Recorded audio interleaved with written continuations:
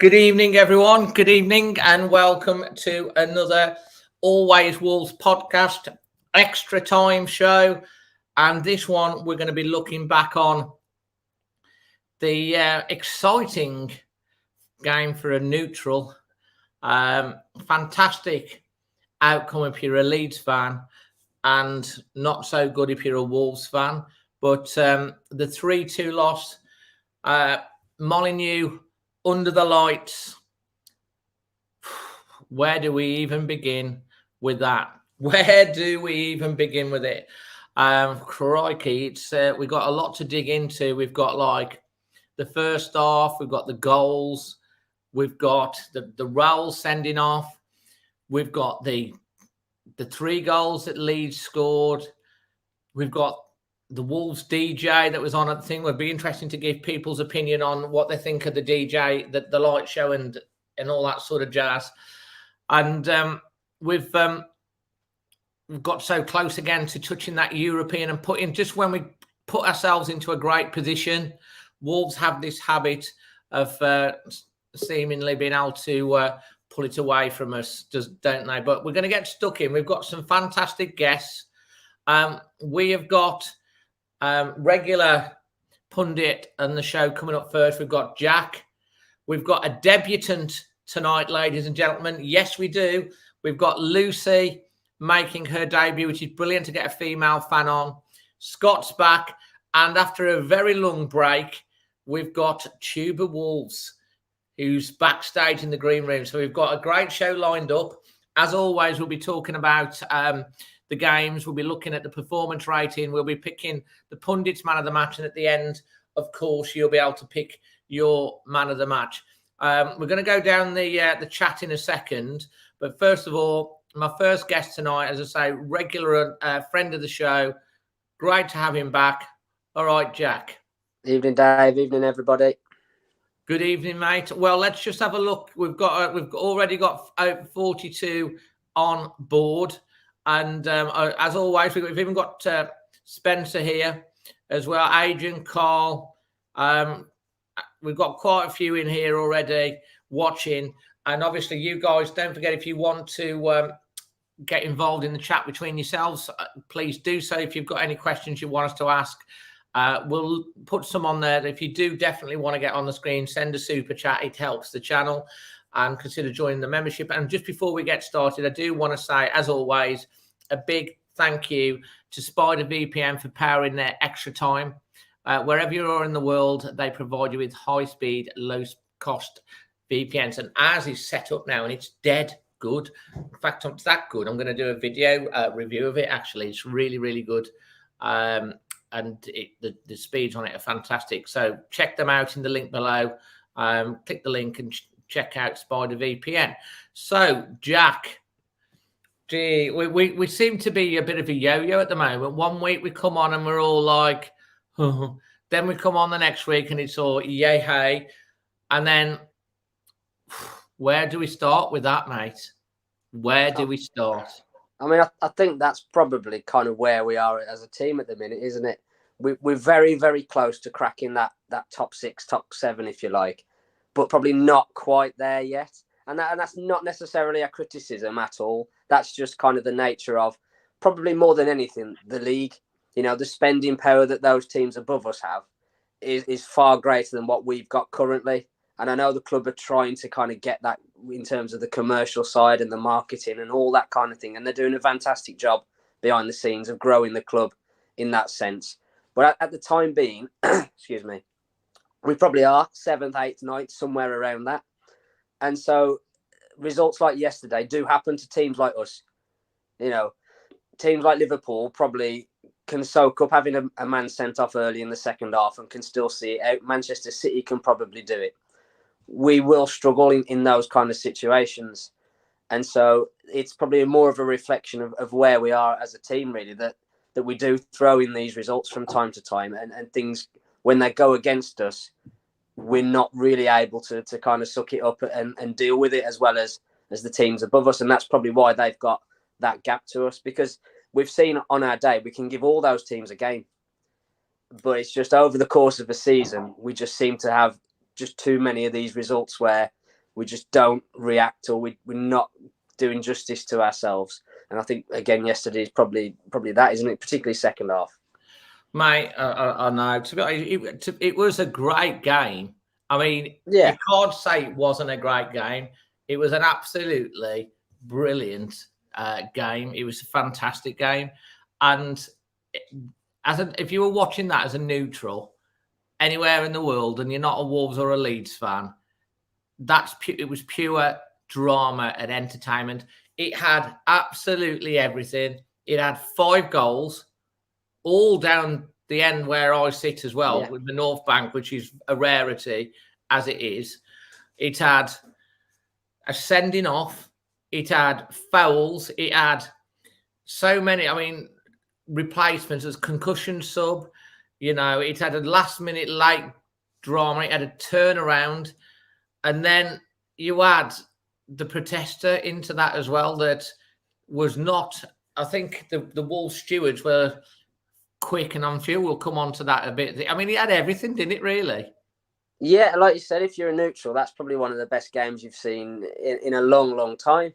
You know, and for us, it hurts to kind of be on the end of what happened. But, you know, you take your hat off to Leeds for the comeback and you say, you know what, it was for entertainment value. It's a great game of football. And as much as it, like I said, it hurts that we've lost the game, you know, we had a similar game at Villa, didn't we, earlier on in the season where we were 2 down and we came back to win 3-2 against the odds, if you like. So, you know, it comes and goes, doesn't it? You do get them from time to time go your way. And so you have to suck it up when it goes against you. And like I say, take your hat off to Leeds, because to be quite honest, even when Raúl was sent off, I thought, well, we should still be able to see this out. It's going to be tough. It might be a little bit, you know, grit needed, but we should still be able to see it off. But obviously we couldn't. And a part of that is down to how well our Leeds sort of pressed us and pressured us in the second half. So, yeah, you take your hat off to them and say, you know, they really sort of took advantage of the momentum swing.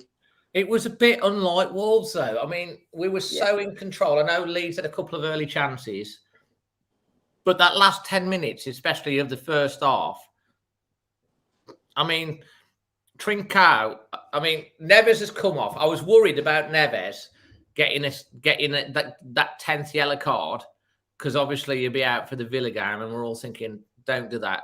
Neves goes off injured.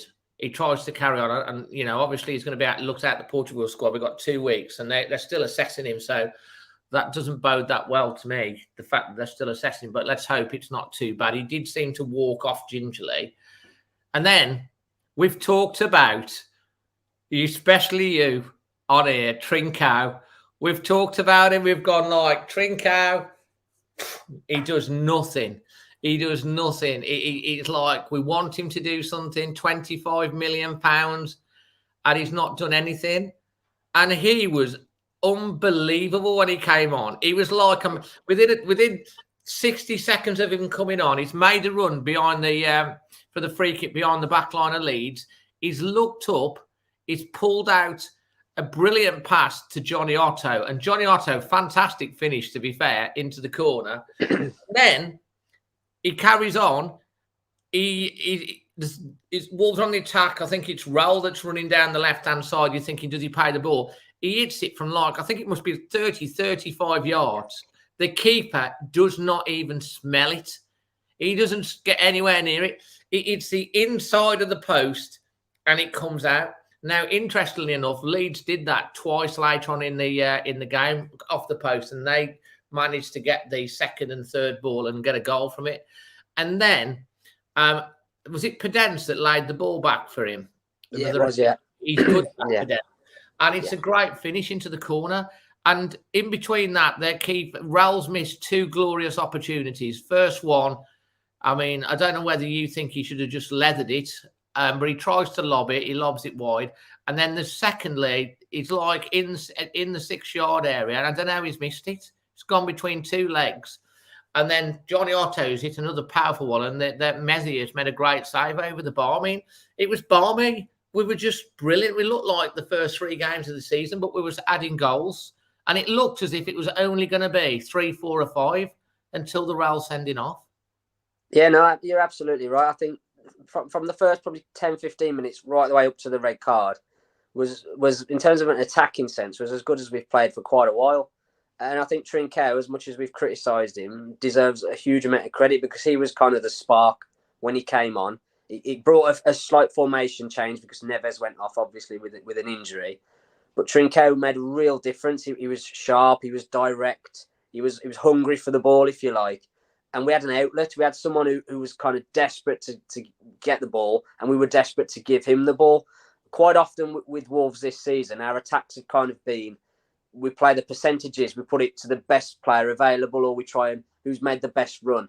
Whereas yesterday it was like, well, let's just give the ball to Trincão because he's creating things every single time. And he became that focal point in that sort of middle third, bringing the ball forward. And that really helped us because it opened up their defence massively because he was able just to sort of glide in from the right-hand side. I mean, the shot that hit the post, that's exactly what he did. He picked the ball up, sort of just drove 5-10 yards, got it out of his feet, and hit it before anyone even knew he was going to have the strike. I don't think any of the defenders even started to try and close him down. They just weren't expecting him to do it.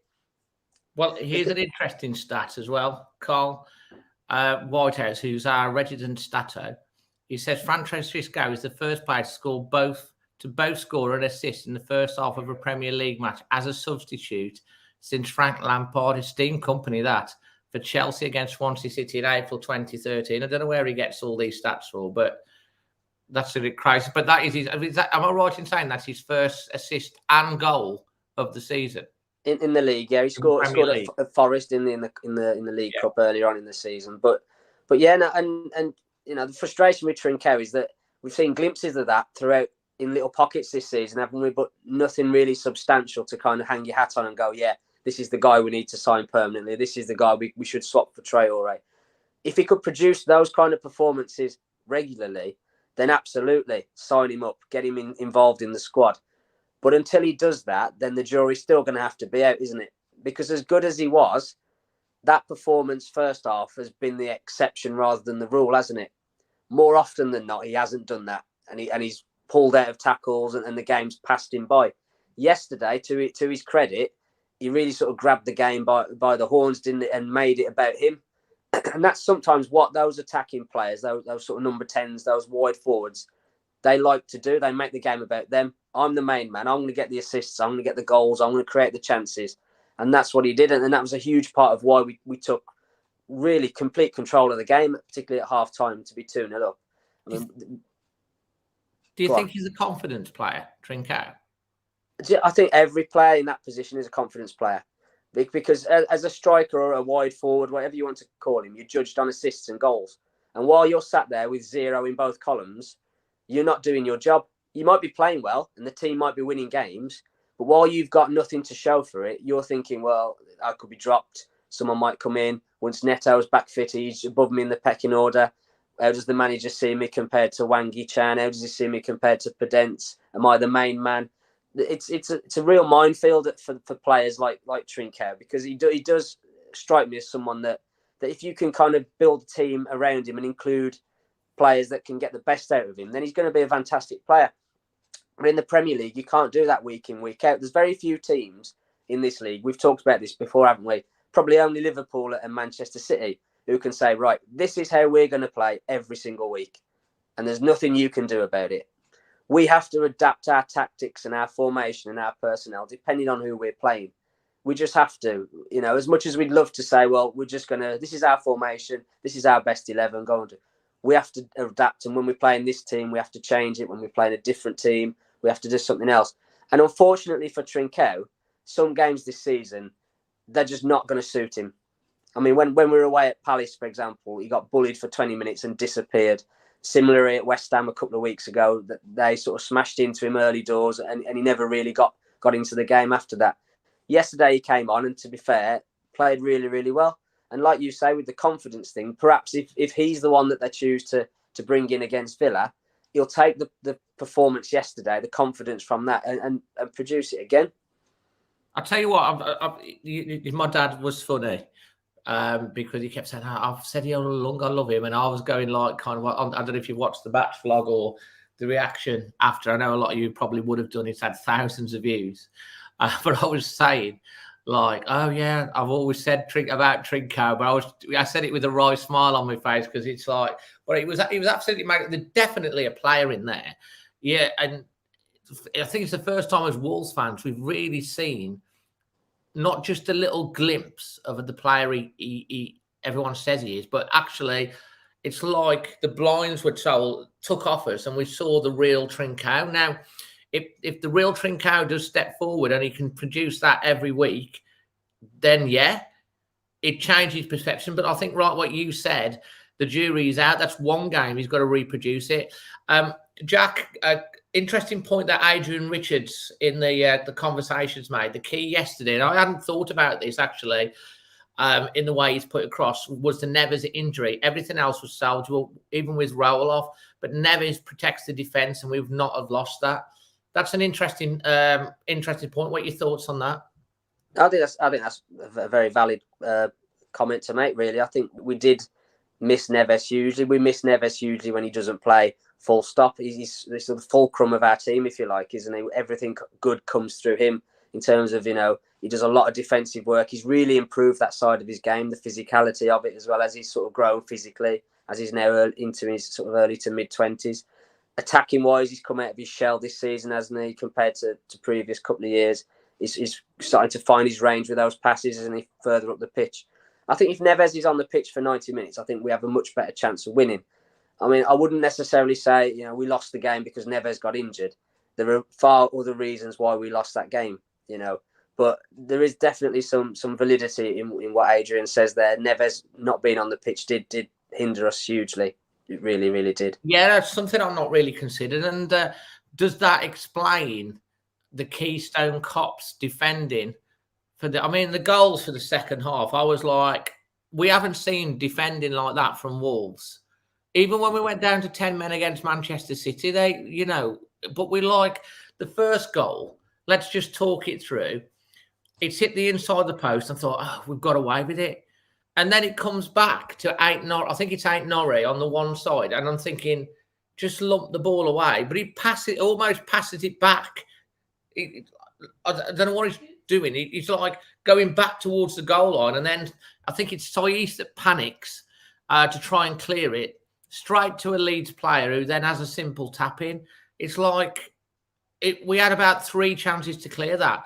The second goal, Jose Sarr, he's been brilliant all season, but he's all over the shop for that goal. He's trying to come and block the thing. He's lobbed over. We got away with it again. It hits the post. It comes across. They chip it across. Saiss is there first, and he mishits the clearance. It goes back up, comes back out. Jose Sarr then runs out again, commits himself. They go past him, and then obviously Connor's running back to get onto the line, and the ball runs into him, and it's 2. And the third goal, I think we should have dealt with that as well. It's headed out, headed back. Bolly's gone up for it, and then you've got 2 or 3 Wolves players seem to get in each other's way. Bounces back to the chap, and all he's got to do is leather it, and it's in the back of the net. I mean, I haven't seen defending like that from a Wolves team in a long time. No, it was awful. It was shambolic. It was almost embarrassing, really, to watch them. I mean, I think personally, and people can have their opinion and whether they agree or disagree, I think our players as a squad are so protective of Raúl because of what he's gone through that they were almost blinded by anger that he got sent off, and their heads just went completely. Even when Raúl went off, we'd got some hugely experienced players on that pitch, and they just completely lost their heads defensively. I don't know how many games that back three have played in their careers. Cody Bolly says he's probably 800, 900. They were playing like it was their first games. They were heading the ball straight up in the air. They were letting the ball bounce in the 6-yard box. They were playing passes back towards their own goal when the goalkeeper wasn't even on his line to receive it. It was, like you say, it was just absolute madness. And like we saw it a couple of years ago, didn't we? When we first came up to the Premier League, where we looked solid, and we conceded 1, and then 2 or 3 minutes later, we saw it happen a few times in the first year up in the Premier League, where we just kind of like, oh my God, they've scored against us. And it's like, and then it's panic. And it was like sheer panic at the back. Yeah. And we kept handing it back to Leeds. And I personally think if we'd have seen that period through up until about the another 5 or 10 minutes, we'd have got our composure back and we'd have started. I mean, we saw when we were 3-2 down, he brings on Fabio Silva and Chiquinho. I hope I've said that right. And it's all Wolves with 10 men. Yeah. With 10 men, we're absolutely battering them at the end. I mean, Trincão hits another. I think it's Trincão hits another shot that's saved. He's got their reserve keepers come on. And then I don't know who else would have hit one. And there's one that goes across the face of the goal, and we were so unlucky not to. And also, I think it was at 2-2. Trincão again cuts inside. He hits a beautiful cross. Dendonker's nearly on the end of it. It's just half a foot too high, and if it was half a foot lower, that's a goal. He was in the centre of goal. It was just too high, and he couldn't direct it. It was a mad game. What are your good feelings about that sending off, Jack? Was it a sending off? It's a difficult one, isn't it? Because it wasn't a straight red card. He's given him a second yellow card, hasn't he? And if you kind of look at it, maybe you can argue that it's a yellow card, because whoever doesn't get the ball there is going to collide with the other player, whether it's the goalkeeper, whether it's Raúl. And the way the refereed the game, he was always going to book whoever didn't get the ball. That he was always going to do that. He didn't care who it was, or he didn't care the situation of the game. Yeah, I mean, I saw Connor Cody said that he thought the ref lost control of the game. I disagree completely. He never had control of the game to begin with. Good so point. I think whoever lost the ball there was going to get booked. Now, I've watched it back, and obviously the ref doesn't have slow motion replays and the different angles. But it looks to me like Raúl slows down and sort of is anticipating the contact. And it's the goalkeeper's momentum from his kick that sort of takes him into Raúl. So, I mean, again, I don't think VAR would have helped, because they'd have just closed ranks and said, oh, it's not clear, an obvious error, carry on, ref, do what you're doing. You're doing a great job, even though 30,000 people in the stadium disagree. So, I mean, like I said, I just, it's a difficult one to sum up, because if he'd have sent him off with a straight red card, you could have argued about it and gone, that's an absolutely shocking decision. But the way it sort of played out, and there's also the fact that Raúl's already on a yellow card, and so he's got to sort of almost have that in his head and kind of go, well, is it a tackle I need to make? Is it a collision that I need to go in for? Am I going to get the ball? There's a lot at stake, isn't there? I mean, personally, you know, I don't think it's a yellow card. I think it's one where the ref could say, it's a collision. You've both gone for the ball. Let's just play on. Okay. But he's made his decision. And like most things in the game, he got it wrong. I mean, if we're being really honest, and both teams could have had a couple of red cards.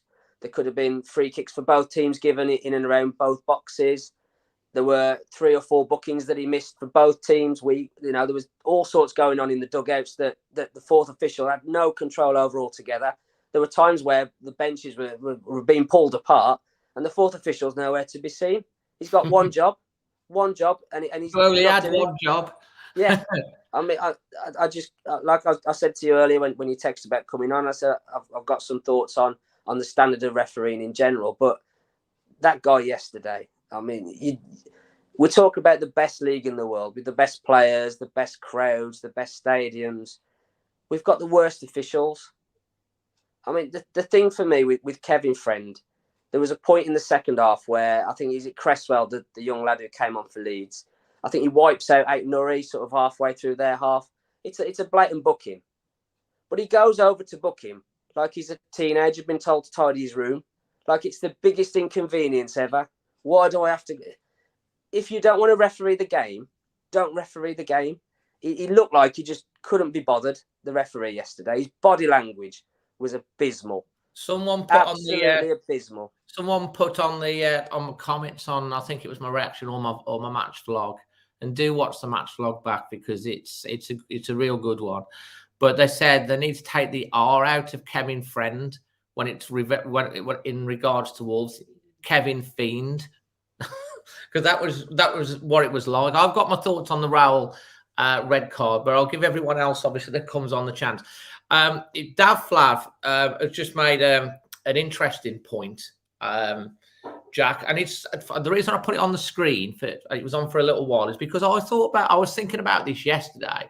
In the last couple of games, Raúl has tried to do 2 overhead kicks. Now, the one that he did yesterday, it was a overhead kick, but I looked at it back and I felt it was a heading opportunity. Do you think that he went for the overhead kick because of the psychologically of the header? Do you think he would have gone for a header with that at another point, or do you think it was? I'm not sure, to be honest. Flav's brought it up. Yeah, no, I think that again, there's validity to it, isn't there? I think we've got to kind of just accept now that Raúl is a different player than he was pre-injury. That there are some things that he used to be able to do that he finds a bit more difficult now, and there are some things that he's had to adapt and he's perhaps become more sort of used to, and it becomes more natural. Like you say, the acrobatic volleys, if they go in, they're fantastic, and you're talking about them for a long, long time, but they don't very often go in. So perhaps there is an argument to say, is it one that he could go with his head? I mean, I haven't really seen it back, to be honest, because it's not close enough to be on any highlights, is it really? So it's a difficult one to say. But I mean, like you say, it's on the Wolves TV. Is it on the Wolves one? Yeah, it might be. It's quite No, I mean, it's watch that back. It'll be interesting to see your thoughts. There's another, obviously, a question, Raúl. I mean, I don't know how many red cards has Raúl had in the period of time he's been with Wolves. I think third or fourth season. He's had 2 this year. How many has he had before? I'm not sure he's had any before, has he? Majority of last year. Has he had any before? I'm not sure. None spring to mind. I mean, I know Carl's on the chat, isn't he? He's quite good with his facts and stats. I don't know, but none spring to mind, to be honest. And do you think that's? I mean, it's his second one. The first one it's quite funny actually, because he just got booked, and then he did that standing in front of the. Did you notice on the? And the thing, we're all going, no, not again, not again. And we were all going, we could see, couldn't we? No, please don't do that again. But do you think there is a little bit of something with his temperament that's changed? Because he's full-blooded, he goes in, and I personally think he was unlucky to get sent off, and I'll come back onto that later. But is some of the decision-making because of what's happened? Do you think it psychologically affected him a little bit? Because he's a different Raúl, and I've had a few people come on and said, "Oh, we need a new number 9." I personally think that's, he's still one of our key players. He still adds so much to the team, and I don't think we'll see him get back to where he wants to be until next season, once we've had another summer recess and all of that, and a full, the full pre-season and all that jazz again. But I mean, it's got to have some effect, hasn't it, on temperament and stuff like that? Because he just seemed to be a bit more angry than he used to be. Yeah, I think maybe frustration is the word I'd probably use. I think he cuts a very frustrated figure at times, particularly when he misses chances or sort of he heads the ball and it doesn't quite go where he wants it to go because he's got the headband on, and you can just see little sort of outbursts, can't you? And there's quite a frustration. A couple of times when he's been subbed off, he's sort of ripped the headband off and sort of thrown it down, hasn't he? And things like that. There is obviously, I think there's a sort of an overwhelming desire from Raúl to do really well, isn't there? Because the club stood by him, rightly so, during his injury and his rehabilitation. And I think he feels like he owes the club to do his best and to be back to the Raúl that we all fell in love with when he first joined. And I think perhaps we've almost, as a fan base and as a club, and for Raúl himself, we've got to kind of accept that he's now a different type of player. There are things that he's not naturally able to do anymore that he used to be able to. And so as a team, we've perhaps got to adapt to that, and he's got to adapt his game to be able to do that. There's no doubt in my mind he could still be an absolutely fantastic number 9 at Premier League level. He's not quite there yet. But like I said to you in previous videos, I don't think we can judge anything on Raúl this season. This season was all about him coming back and rehabilitation and just getting the feel for it. And, we do need no other options in that position to rotate and to rest him because, touch wood, if we do manage to squeeze a European campaign next year, there's no way he could play 50 plus games. No. But like I said, we've just got to be a little bit more understanding maybe. And just sort of go, he's been through a huge trauma, an enormous trauma. And I've got a friend who had a similar head injury. He fell off his bike and had a similar fractured skull. And he said it changed him as well in terms of his personality. He felt a different person when he came back from that.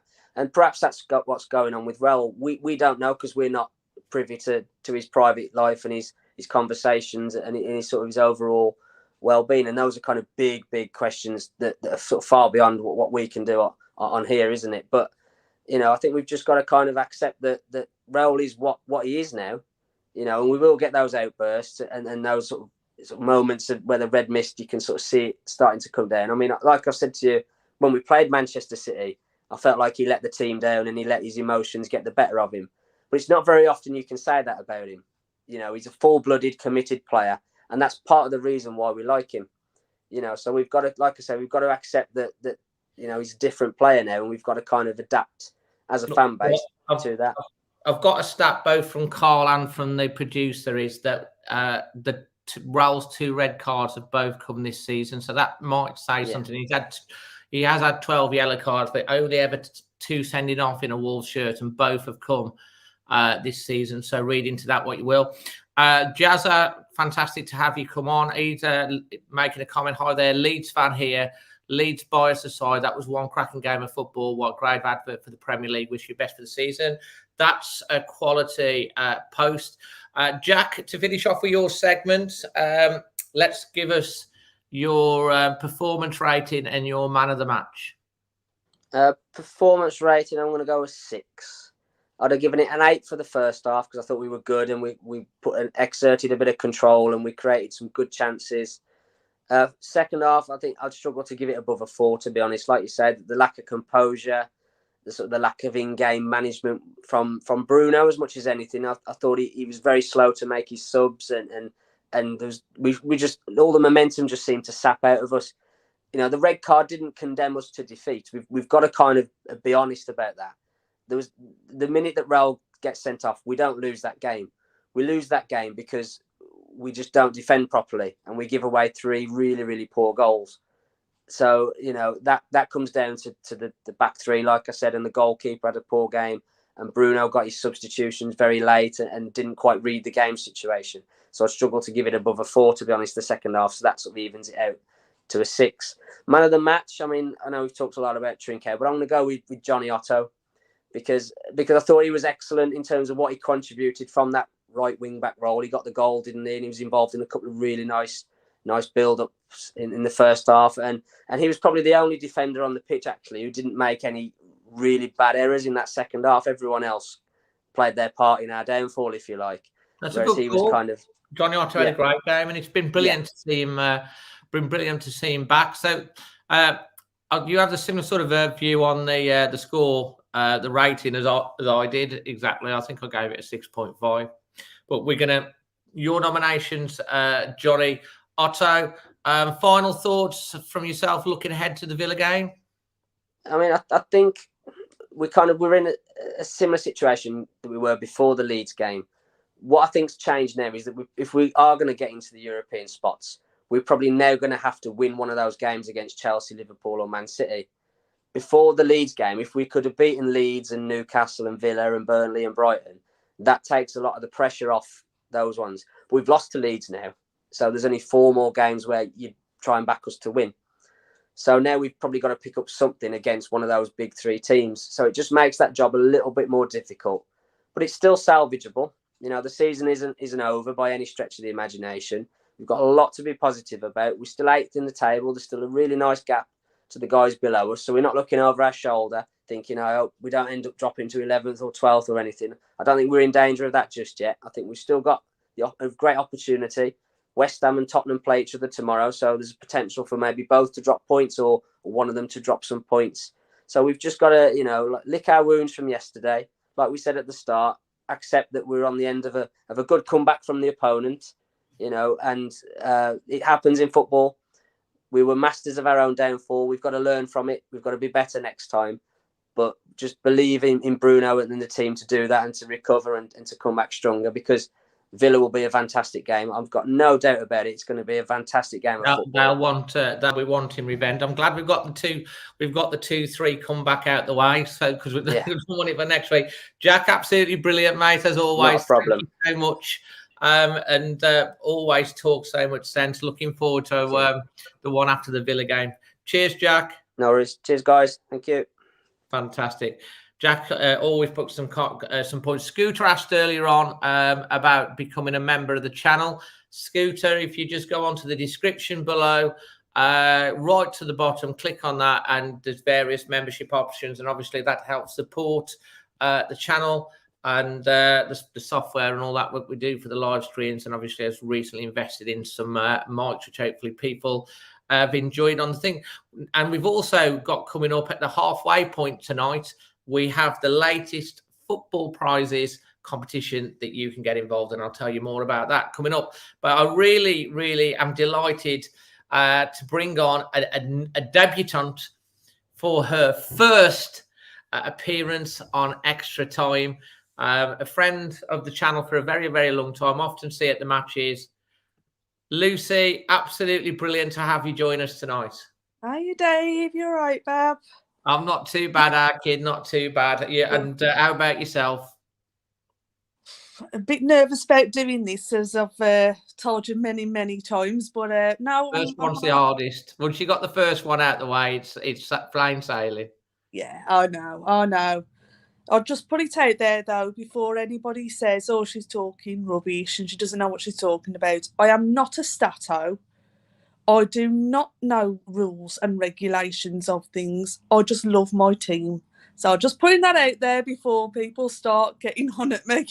Hey, I'll tell you what, you've already got so many people that are already saying hi to you, which is lovely. They've got such a wonderful community here on the channel. And if you are enjoying the content tonight, please smash a like on the video, whether you're watching it live or watching it back. And also, if you listen to it on the podcast, it would be wonderful if you'd leave us a really nice rating. I mean, just look at all the people saying hello to you here, Lucy. It's wonderful, isn't it? Making you feel welcome. You are brave.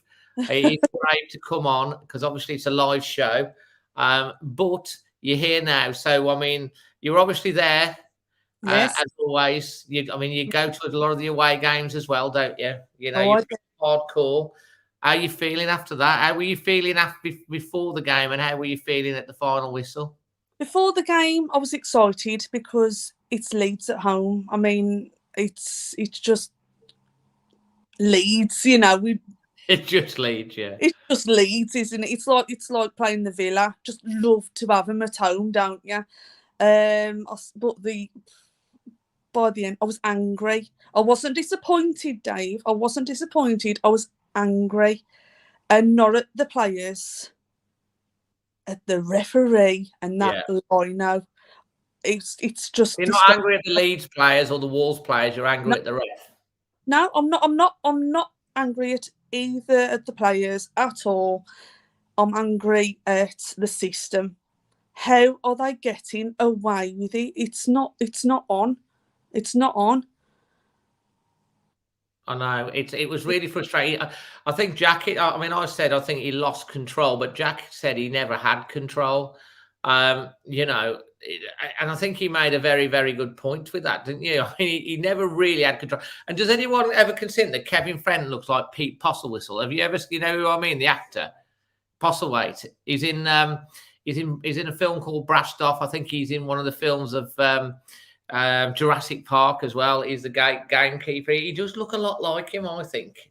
And he felt like he was a bit of a gamekeeper, trying to, you know, get rid of our players off the pitch. And I mean, did you see the touchline thing at one point between the Wolves players and the Wolves bench and the Leeds bench as well? How can they not have control over them? It just doesn't make sense. They're supposed to be there to keep everybody under control.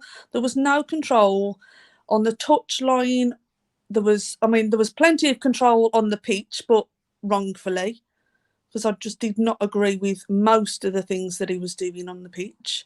The linesman, he was so slow in putting that flag up. I thought he'd dropped it at one point. You know, I was like, "Where's his flag gone? Oh, it's still in his hand, but he hasn't put it up." And then at one point, he pointed to the corner flag, and it should have been an offside. Oh, I know. It was the officiating was, I think, for both sides in some respects wasn't the best at all. And as I say, Kevin Friend is no friend of Wolves. He we've had him before, haven't we? And when he's one of them that he comes up and you go, oh God, it's him. We've got him again. We've got him again. I think he was just itching to send Raúl off. I mean, what did you think about the Raúl tackle, first of all? I mean, where were you sitting in the stadium so everyone can get an idea? I'm in Steve Ball, J3. So, yeah, so is J3 towards the North Bank or towards the... North. It's towards the North Bank. So what will you take on the Raúl red from instantaneously? What are your initial thoughts? 50, Dave. No way should either player have had a yellow card for that tackle. Both of them had their eyes on the ball. Neither of them went in thinking, oh no, I'm going to take this person out. They wanted the ball. So it was a 50-50 challenge, and it should never, ever have come to the fact that Raúl had a yellow card for it and to be sent off.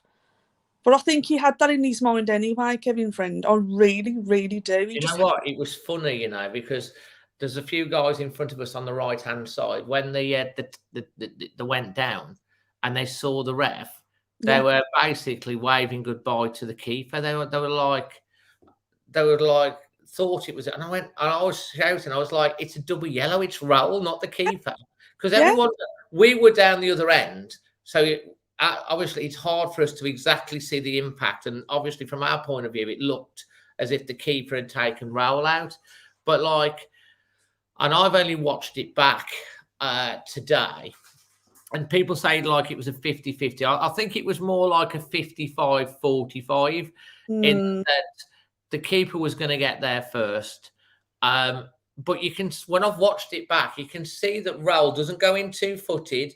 It's like they run into each other because they've both got the momentum. If you're running full pelt to try and get to that ball, and you think to yourself, I'm probably not going to get there. And Raúl, I think, looking at it, he doesn't go in with his feet, footed, full, that really hurt someone. He put, but your momentum's going to take you into each other. Yeah, he went in with his knees, if anything. Yeah. And I know the keeper went off, but I thought it was very, very harsh. I just think it was both. I mean, back in the days, these sort of tackles, my dad will tell me, and obviously I've watched some of the older. These tackles were just happening 4 or 5, 6 times a game. They get up, just get off and trot off again. No one would get a card for it. He wasn't out of control off the ground. It was a second yellow, and Raúl was being full-blooded. He was up for it. Wolves were on top. In hindsight, did he need to go in that heavy? Maybe not. But he's a striker, and strikers go in, don't they? He wanted the ball. Simple as that. He wanted the ball, but so did the keeper. So it didn't make sense to send one of them off, because I'm not being funny. Yes, there was an injury that came from it, but there's going to be, if there's a clattering of 2 people, it happens. I know it did. And the first half was great, though, wasn't it? Some of the football that we played. Absolutely fantastic first half. And the atmosphere was great, wasn't it, as well? The noise, because the Leeds fans are always so loud. To be honest, I don't know. Did you go to Leeds away? No, I don't. I've been to every away game this season, apart from Brighton, which I can't stand. Brighton Stadium. It's like in the middle of nowhere. It's soulless. But the Leeds fans were fantastic at Ellen Road. It's the best away atmosphere. They were raucous. And they've been out of the Premier League for a long time. They didn't really have them back, so they're really enjoying this year, and they're letting them. A bit like ourselves, really. They appreciate being in the top flight, unlike maybe some teams that you go to some stadiums. I'll say, with the exception of the Emirates this year at Arsenal. Is it Emirates? Arsenal? I think that's that's the best Emirates I've heard from them. But you go to the likes of United and City and some of these, and they're like big stadiums, but they're really, really quiet. Leeds wasn't like that, and Molineux have had a few quieter days this year, but it was brilliant atmosphere, and it was a great advert for Premier League football. It's just that you're a Wolves fan. If you'd have got out with a 2-2, you'd have dusted yourself off and gone, okay, 2-2, but losing the way we did. But then we beat Villa in the way we did, didn't we? And that was an even better comeback than the Leeds comeback. They had 11 men, and it was 2-0 on 81 minutes, and we won it. So we probably, that was a better 3-2 comeback. But you get them. Some you get, some you don't. Of course, these things happen at the end of the day. You know, as I've already said, you know, it's nothing against our players. Our players tried. But I think when he was sent off, it was as if mentally they just went, why bother? Why do we bother? They were not happy, were they? They were shocked with the sending off. And I think it did affect us. I think Adrian made a good point. Neves not being there to have that extra bit, because he does do such a good job in front of the back three. And maybe that was because we're on the front foot so much, even after he'd gone off. But when we're on the back foot, it took us a time to adjust to that. Yeah, I would have personally liked to have seen him bring on, I think someone else mentioned this in the chat, Fabio Silva earlier, because I think Fabio is looking stronger. He puts himself about, he holds the ball up, and he's a one player that can do a role type job and hold the ball up.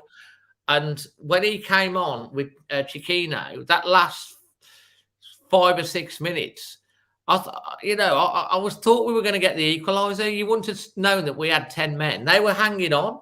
We were very unlucky to not get that third goal right at the end. We really, really were.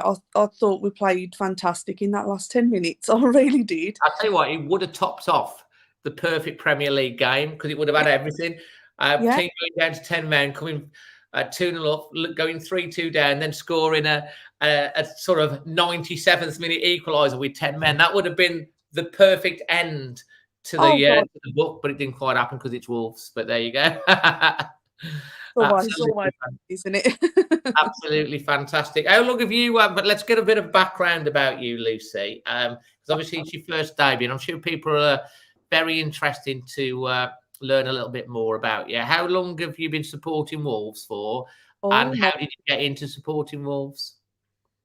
All my life, I've literally grown up with Wolves around me. I've got family who are, you know, love the Wolves. They always have. I mean, my uncle was a very naughty boy when he was younger, and went to a football match and ended up in court. And this little one was in Mummy's tummy when she had to go to court with him.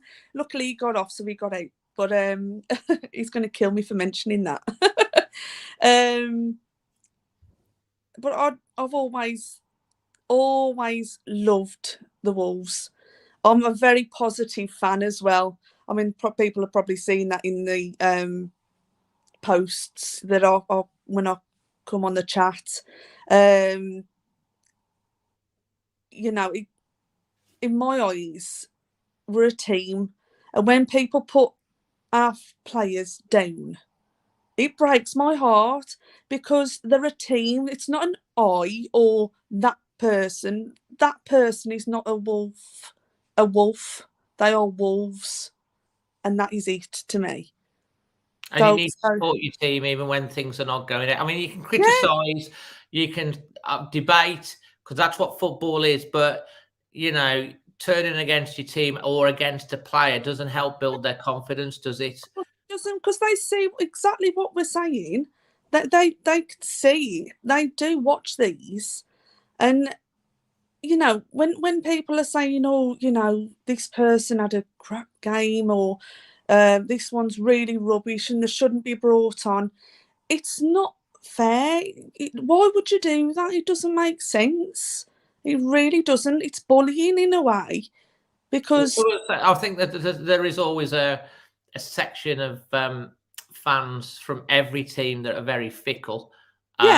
Well, you know, that can turn very quickly. Yeah, and sometimes it's hard to be positive when things are going against you, because I watched, it was interesting, I watched a couple of Everton channels after the Everton game, and there was this one pair, Everton fans I was watching, and it was about 15 minutes. I visited my dad, and he likes to watch a few of these things, and they were just going on and on and on, and they were literally saying, "I hate Everton." They're wearing Everton tops. "I hate the club. They were saying, I hate the club. I hate the players. But they'd be there the next game cheering on that last-minute win, and then everything will be like, I love the club again. It's like you get that, don't you? You can never say you hate your club. I don't know. You can hate the situation and you can hate the performances, but hate is never the way to go. It's always you can criticise, but you can do it in the right way, can't you, Lucy? And that's the way you like to do it. Exactly. That's me through and through. you don't want to hear me at matches though, because I'm very loud. So loud's good, though, Lucy.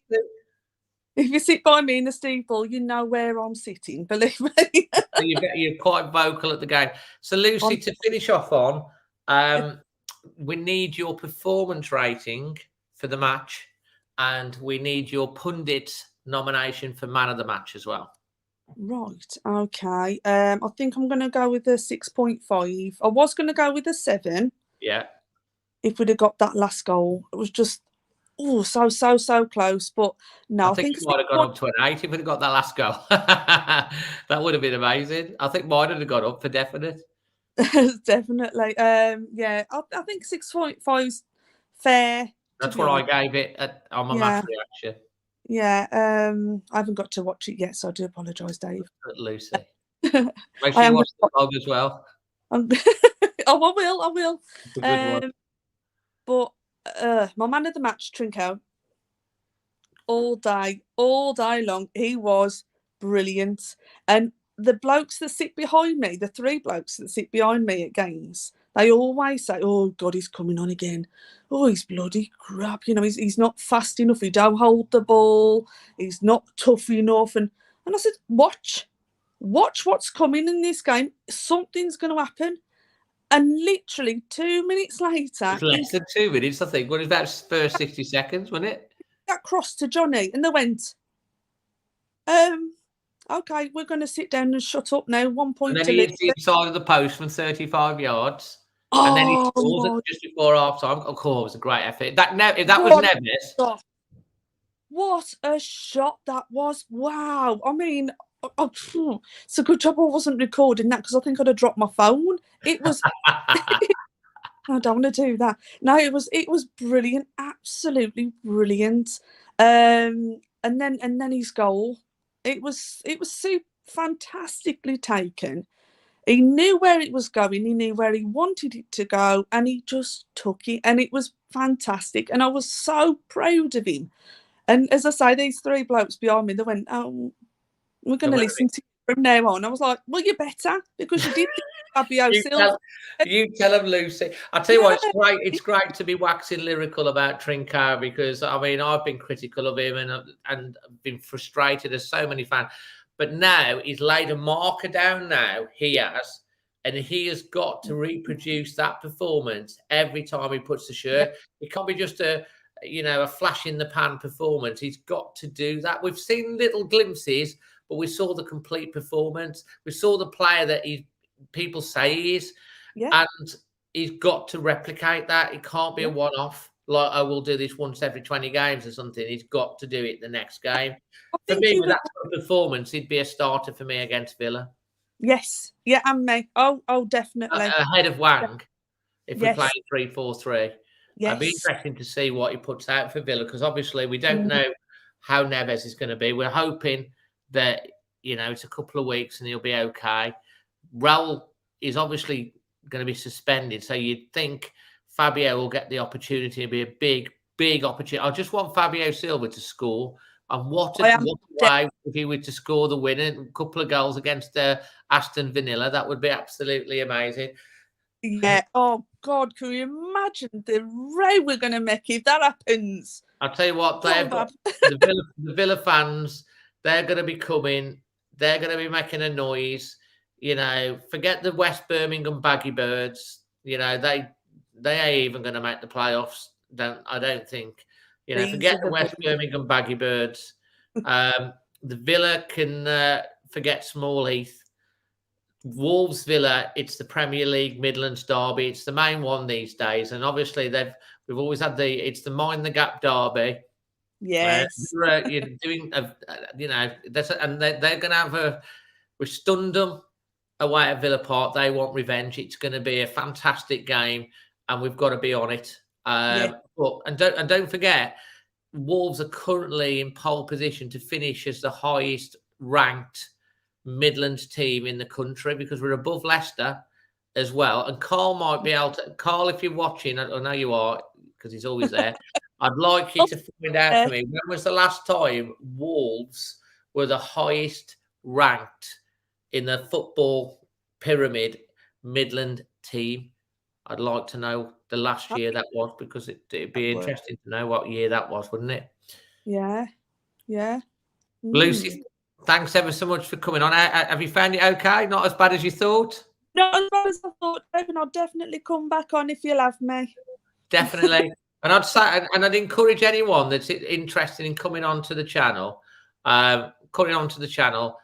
it's not as bad. It's scary, but once you do the first one, it's not bad. I've got to put a little this out from Logan. We've got a few Leeds fans that have joined us. Hopefully you're welcome. Leeds fan, you deserved at least one. I don't believe it was a red card for Jimenez. However, I see why it was given. All the best for the season, but I believe we needed that. They did need that lead. It's been a big help to that. Bethany Beth has said she's loved Lucy. Do you want Lucy to come back on again? Wolves F1, great one, Lucy. Kevin Layton, well done, Lucy. Bravo. So you're getting lots of support for coming on the channel, and we need to get more female fans to come on, don't we, Lucy? Definitely, because just because we're women does not mean that we don't love our team. Exactly and right. In the pubs as well. 100%.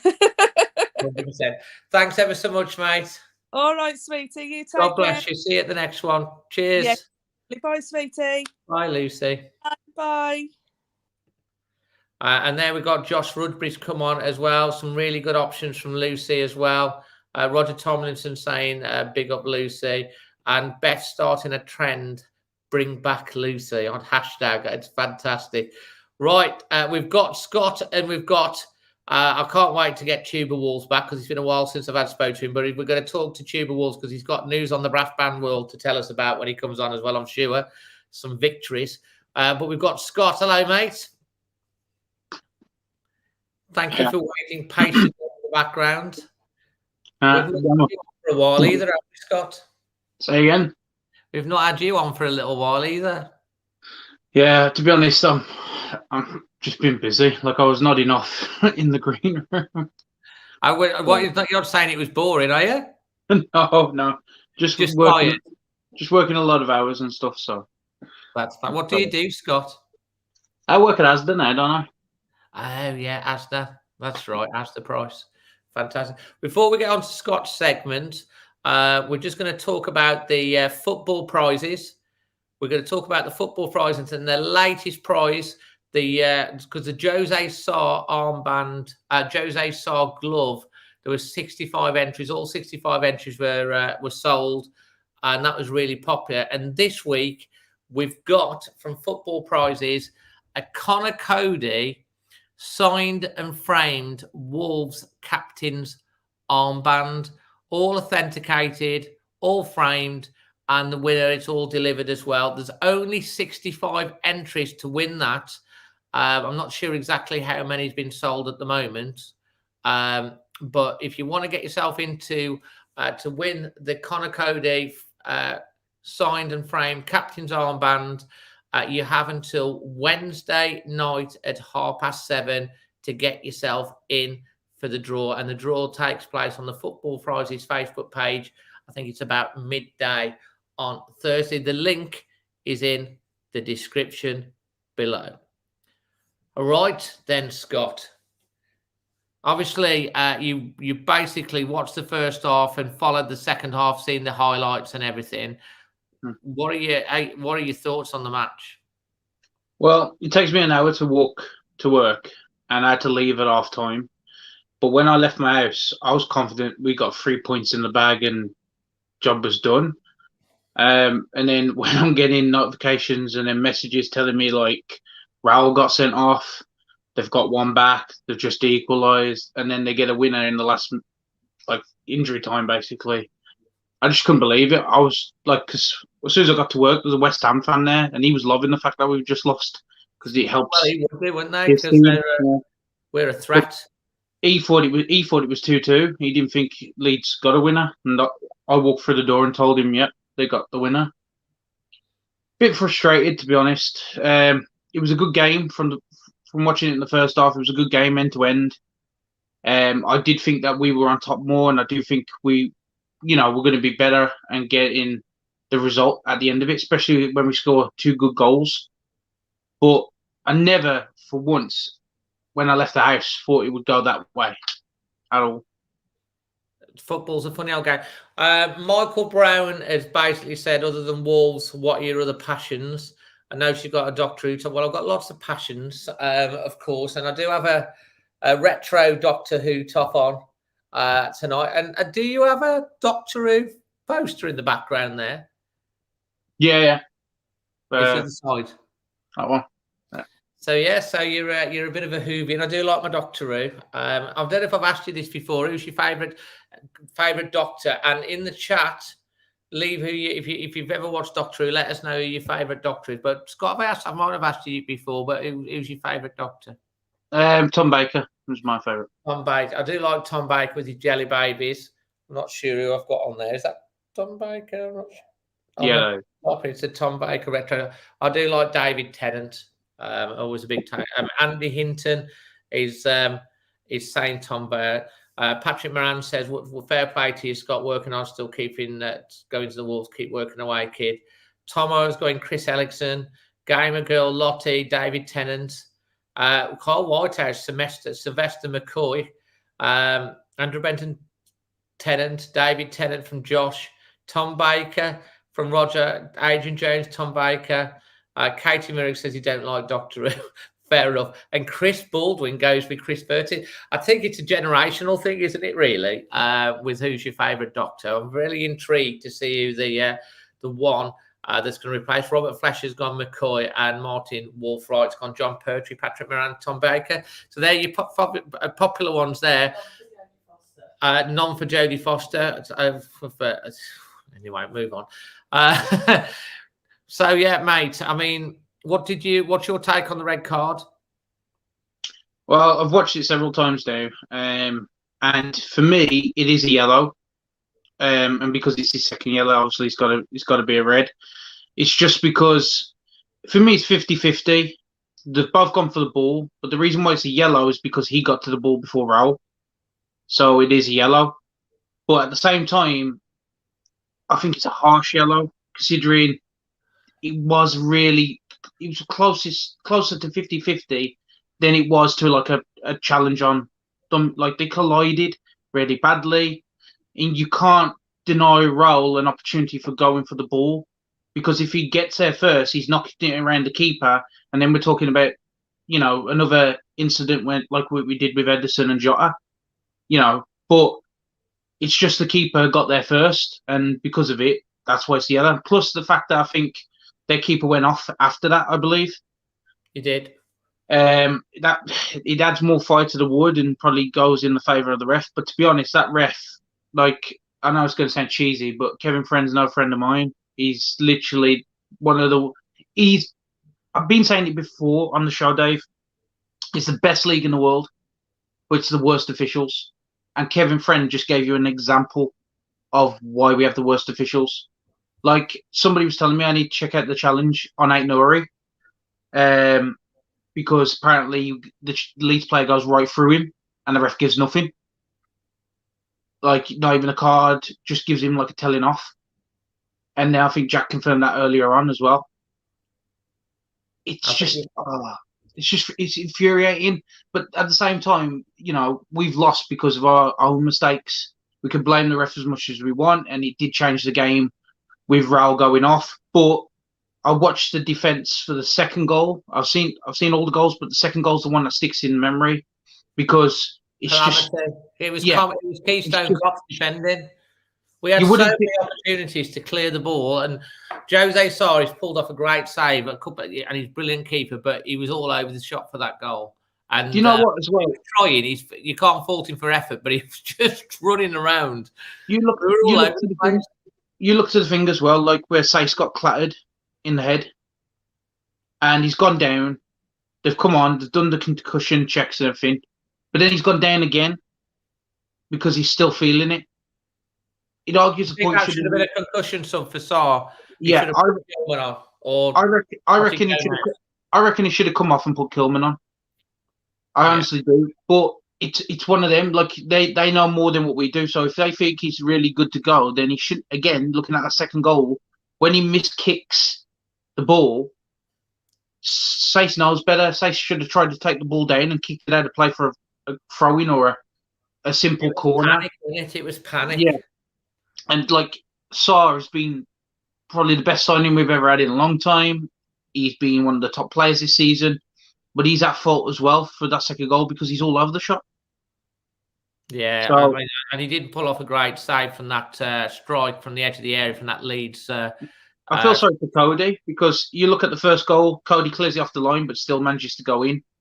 You look at the second goal, he gets back just in time, but it bounces off him and goes in the net. Cody that clears it off the line, or Saïs that clears it off the line? No, Saïs kicked it right back to the line, and Cody's the one. I thought it was Norrie that kicked it back to the line. No, it's Cody and Saïs that were in there. Producer Norrie and Saïs. If you look at the replay, Cody gets back, kicks it off the line, and then he goes to Saïs, who then kicks it back, and that's how they get their goal. All right. Producer says different, but we'll have to look at that one again. But it ended up with the same outcome. It was like I couldn't understand why the ball was kicked back towards goal when it was just lump the ball out of the area type of job and reset, but we didn't. We've just had a Leeds fan another Leeds fan that's just come on. Michael Brown says, I have to say last night's game was the best games of this season. Had everything, players off injured, sending off goals, last minute win after 2 goals, and crazy ending. Fair comment. It was someone here says Kevin Friend was walking around Wolverhampton with a balaclava on. I thought it was quite funny. It's just Adrian Richards is going with the producer with a tick. It's fantastic. We should talk about Daniel Podence because he's been brought up. We haven't really spoke about Daniel Podence. What do you think about his performance? For me, Podence has to start every game. The lad has been incredible this season, and you know, I try and look at the positives for the game, and Podence is a positive. For me, I've been one of his critics, but Trincão, that was probably the best I've seen him in a Wolves shirt, especially the first half. Second half, I've been told that he had a quieter one, but he still had his opportunities and chances. And then in the highlights, I saw that last one that he had near the end where the keeper pulled off a good save. It was good to see Johnny playing and getting a goal on his 100th appearance for the club. Bolly as well, winning every aerial duel, but then messes up for the 3rd goal. It's horrible. Like we play really well, and it's just silly mistakes that have cost us. Very unlike Wolves. Carl Whitehouse has put a thing up. He said that Wolves' 62-63 season was the last time we finished above Blues, Villa, West Brom, and someone else. I can't think what he said now. But what I want to know, Carl, is the 62-63 season, did we finish above the East Midlands sides as well? So we're the highest ranked Midlands team. So that's above the likes of Derby, Forest, and Leicester as well. I mean, not just the West Midland teams. I'm on about the whole of the Midlands because currently we're sitting above Villa and Leicester, who have been above us recently. And so that's what I want to know.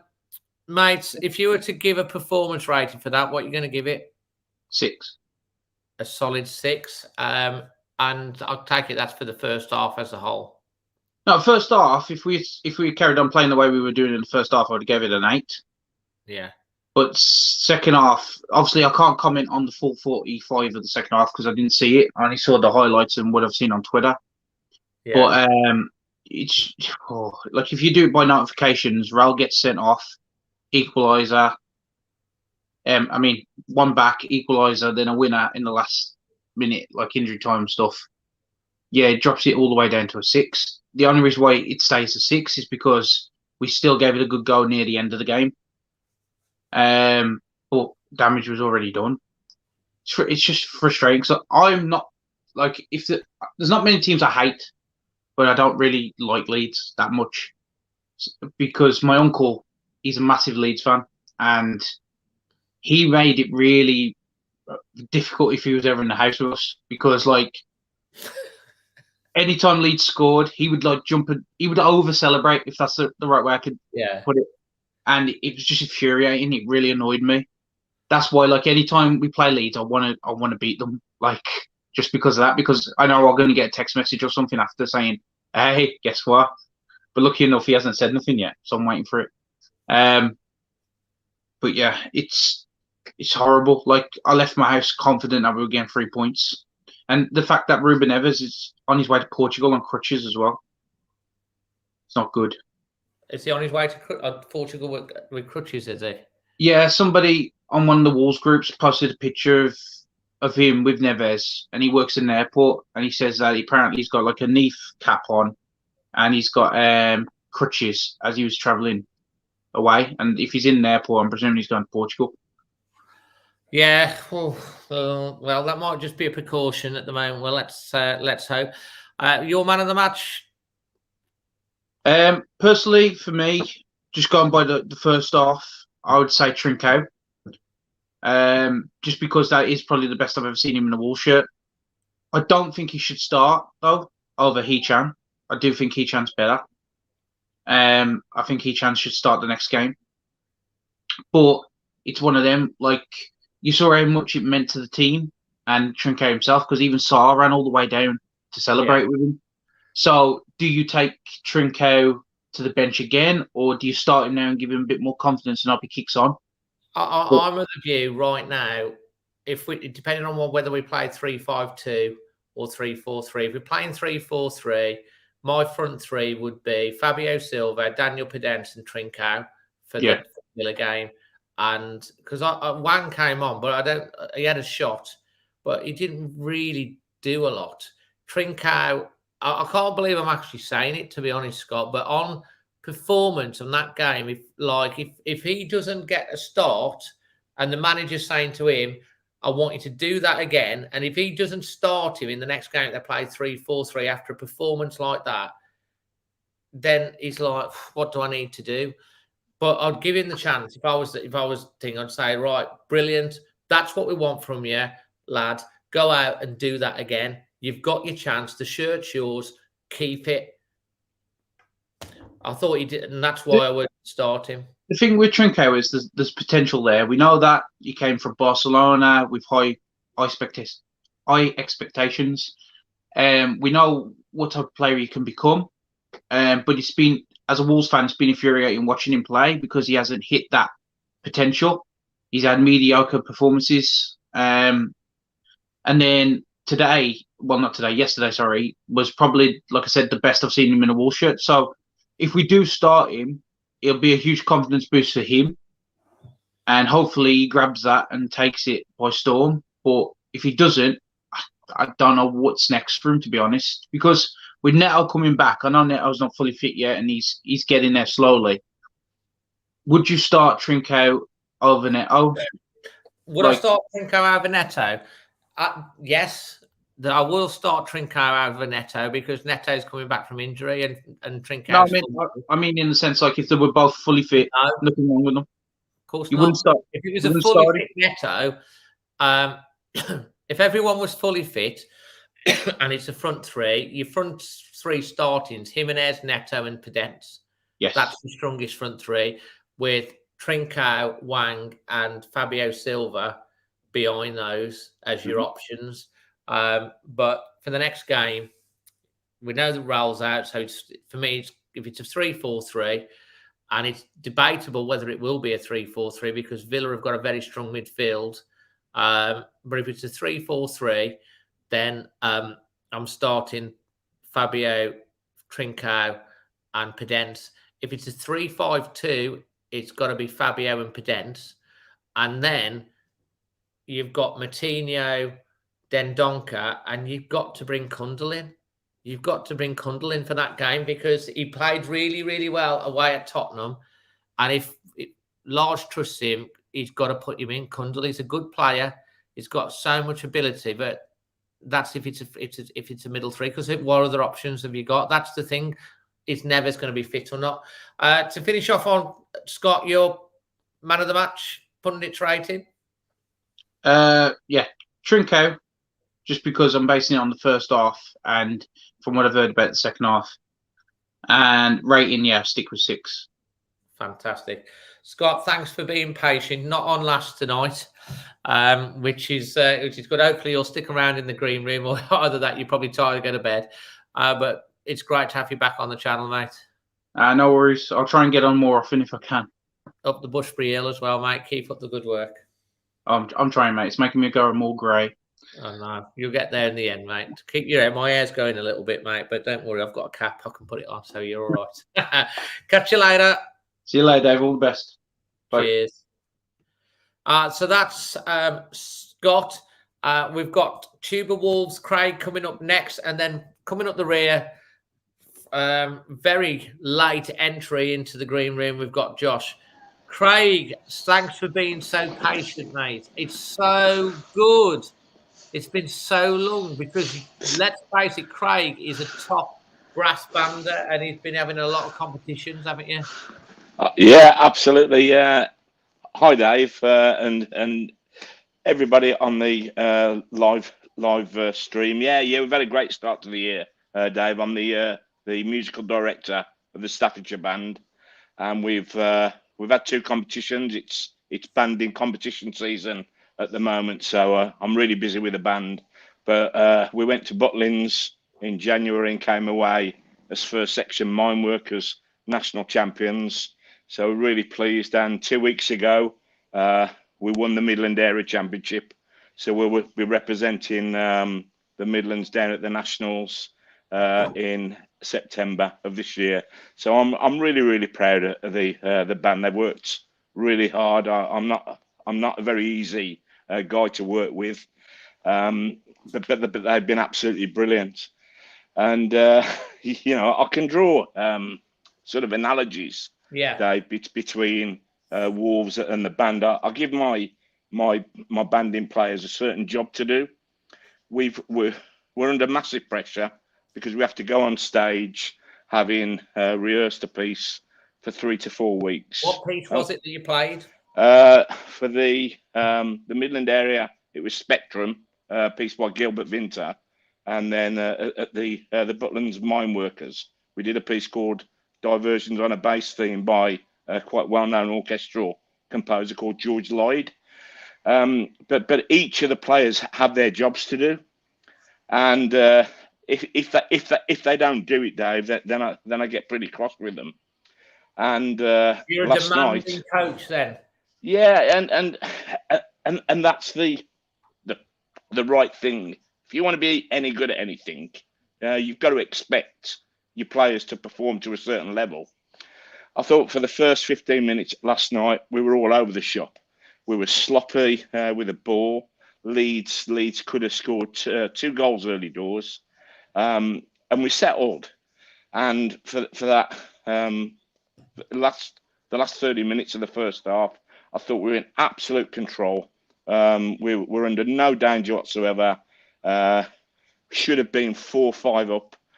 Raúl missed 2 sitters, and I want to talk a bit about Raúl. Yeah, okay. If we're not careful, we start to look at players because we love them, same as we did with Nuno, and we start to not see the real picture. We start making excuses for people that should know better. Those 2 chances Raúl missed, they were gilt-edged chances that prior to him getting his skull cracked by that dog, Luis, and he should have been sanctioned. That was a reckless challenge by Luis, and you know, that guy wants shooting for me, but that's another story. They were gilt-edged, and for a guy of Raúl's talent and skill, that ball twice should have been in the net. And I think that he is getting frustrated. He's played 28 games for us, and he's only got 6 goals. But he's missed some real sitters this season. I couldn't believe that one that went across when just after Johnny. It seemed to go in between both his legs. And the lob, though, Dave. There, expecting the ball to hit the back of the net. Yeah, and the lob. I mean, you know, if you're working on a football training pitch for a week and you can't lob a ball in a straight line, what are you doing? You know, he should have lobbed it, or do you think he should have just got his foot over the ball and just smashed? No. The lob was exactly the right thing to do, and with the skill level Raúl's got, that should have been in the net. But then when you've got a goal scoring record like Wolves have got, which is pretty poor, you've got so much pressure on your shoulders, because you know that almost every single chance you have, you've got to take, because we don't score many goals. What's our record at the moment? 1.08 per game. For a team that's improved. That's a big improvement since January as well. Absolutely, and you look at that over the last 2 years, and really as a club we haven't moved that far forward, Dave. You know, our goal scoring record is not great, and one of the reasons for that for me is that when we break, on the break we have a midfield 2, magic players, so much skill off the park. But they hold the ball up and they allow teams to get back in shape. The amount of times we break and then we stop when we get the ball in midfield, and then we pass it back and we pass it across the 3 again, and we take time, and teams just get back in their shape. And you're not going to score that easily when teams are back in shape. Man City, Liverpool in particular, when they break, they are devastatingly quick. And they've normally got three attackers against 2 defenders, because they just don't stop.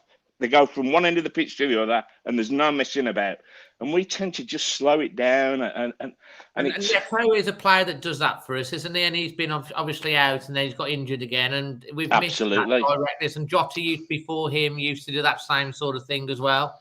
Yeah, Priori as well. I mean, I know his end product wasn't the thing, but he would be one that would drive us forward and just run.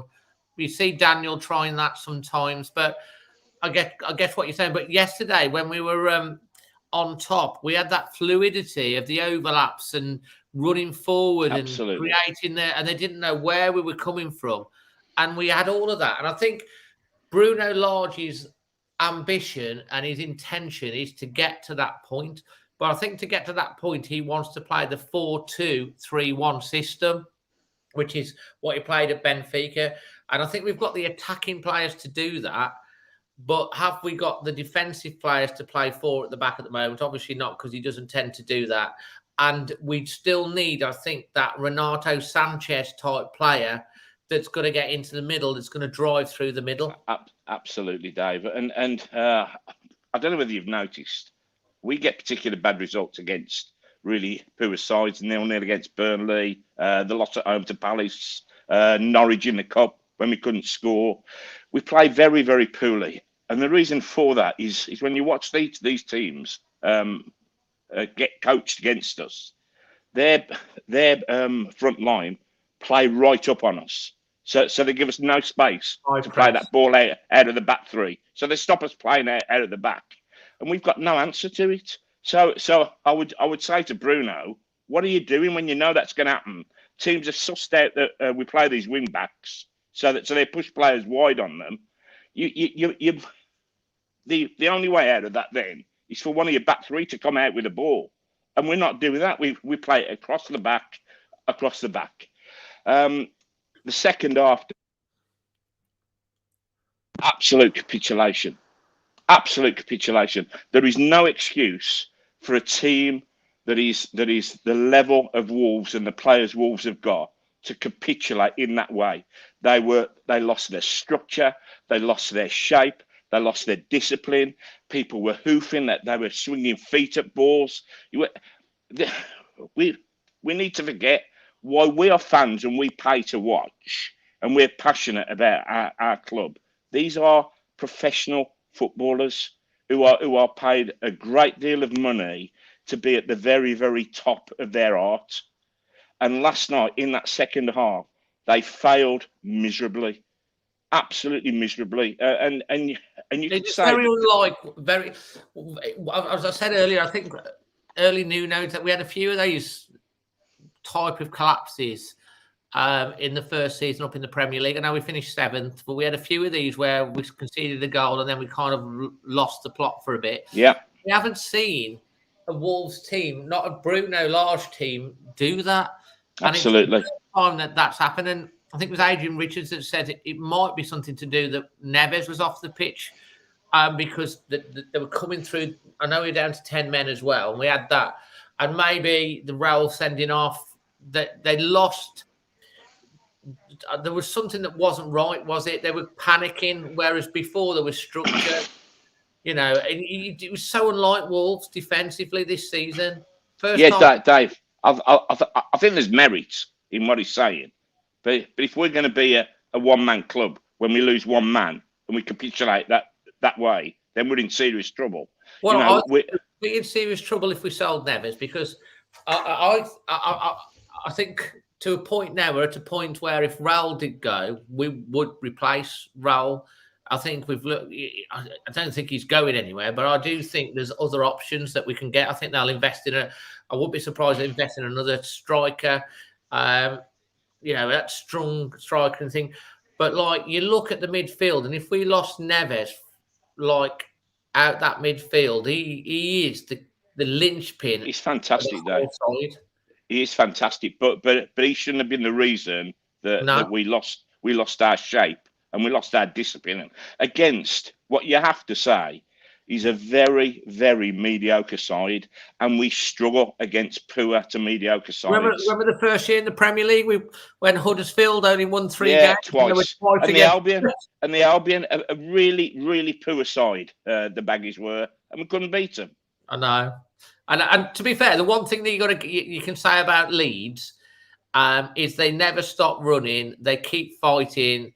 And the second they had a sniff with the sending off, they kind of re-energized them. And then when they got that first goal, it was like the Alamo after that. It was like... Absolutely. And it was like us when we played the Villa earlier on the season when we were nowhere near in the game and we got that goal from Saiss. 2-1, and it was almost the same. They capitulated in the same way, panic, stations, and there was inevitability in the Wolves Villa game when Neves stepped up to take that free kick, even though it wasn't going towards the goal. It took a wicked effect, but we just knew. I think the Villa fans just knew that the goal was coming, and it kind of felt the same way in the Leeds. You kind of like, even when we got to the 91st minute, we just thought, oh, are we going to get away with it? And then we went behind. And then the last 6 minutes, we were brilliant again. Yeah, absolutely. Well, we realised that we were going to lose a game that we should never have been losing, and that was the issue. And the one thing that I'll say, as much as I moan about what they did, we've got a squad that I know go out there and they give us everything. Right? So physically and desire, I have got no issue with whatsoever. But structurally, last night we lost the plot. And if we're going to move on, it's not just players that have got to change, Dave. We've got to change the way we play, because we don't move forward and back as a team. We allow our forwards and midfield are too far apart, and that's another reason we don't score goals. All the very best teams move up the pitch as a team, and then move back as a team. We don't do that. Another thing that's been sort of mentioned, the Premier League has got the worst referees in world football, and it's no surprise, is it, when you've got the absolute banker that is Mike Riley, and I'm being kind there. At the top of the tree, Mike Riley is one of the biggest bankers that there's ever been, and we all think that bankers need to be in jail, don't we? Yes, we do. After all the fraud they committed, well, he's in that league. He's inept, he's arrogant, and he never ever sort of understood the game. What Mike Riley was he was the most important person on the pitch, and his referees follow his lead. that was always going to be a card when Raúl didn't make contact with the ball. It was a 50-50 ball. He didn't mean to foul him, but friend or Fiend, as you call him, the Fiend, yeah. He was never going to do anything else. And very interestingly, he was circling around, if you remember, when Raúl was on the pitch, and he'd already got his card out, and he couldn't wait to give it him, because these referees at the moment, they're the most important people on the pitch. They should have the hair combed over to the left and little toshes here. Hey mate, because you're like a brass bandy, you'd have watched the film many times. One of my favourite films. Does he not look like Pete Postlethwaite? Yeah. He does. But he also looks like the Weasel out of Toe Door. We're not friends of Kevin, are we, at the moment? Oh, and VAR though, Dave. I mean the handball against Manchester City. Some of the decisions that the professionals like Shearer and Wright have called into question, they've not even been close, Dave. These have been absolute 100% wrong decisions, and they've still gone with them. Whereas you and me, next to a television, we'd have said, "No, that's no pen," straight away, with no training or whatever, because we're football fans, correct? Absolutely, mate. I mean, everyone could see, couldn't they, mate? And I will say that, Craig, you're a massive, massive supporter of my channel. You're a member. You really, really support me, and I'm really grateful for that. Pleasure, Dave. You've stuck as a member for many, many months, and it's really appreciated, mate. And this is why it's great to get you back on, because the thing that I love about you, Craig, is that you always speak from the heart about how you feel about everything, in the right way. And we have tongue-in-cheek things that we say and stuff like that, but you always say it as you see it, and you talk really well, and it's great to have that passion come on, which is great, which is why I've said a few times, we haven't had you for a while. It's been a couple of months, but then when you have been traveling the country winning trophies, your brass band, it's been difficult for you recently to get on, isn't it? And on the channel. Yeah, but the it's a joy to be a support, Dave, because the job you do that is now sort of expanded, and it's great to see you sort of excited about using the new mics with the covers on to keep the noise down. For me being a musician, and we use equipment that is thousands and thousands of pounds worth of value. It's a joy for my players to play with top instruments, and it's going to be the same for you. Well, yeah, that's what memberships help me do, because they investing in the mics. They're about £300 to do, and I had, funnily enough, someone that commented on the first couple of videos saying that it was only working in mono. It was only coming through the right ear if you put your earphones in.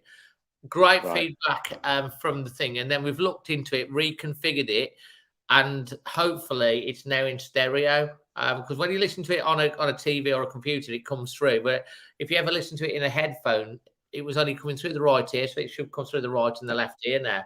But it became apparent when I was doing the things like if it's windy or stuff like that, people were blowing in and out. So I like to try and invest in the channel and up the quality, and I'm glad that you picked up on that, so I appreciate it. But all the members has helped it and has helped being able to reinvest that money back into this sort of stuff. So thank you.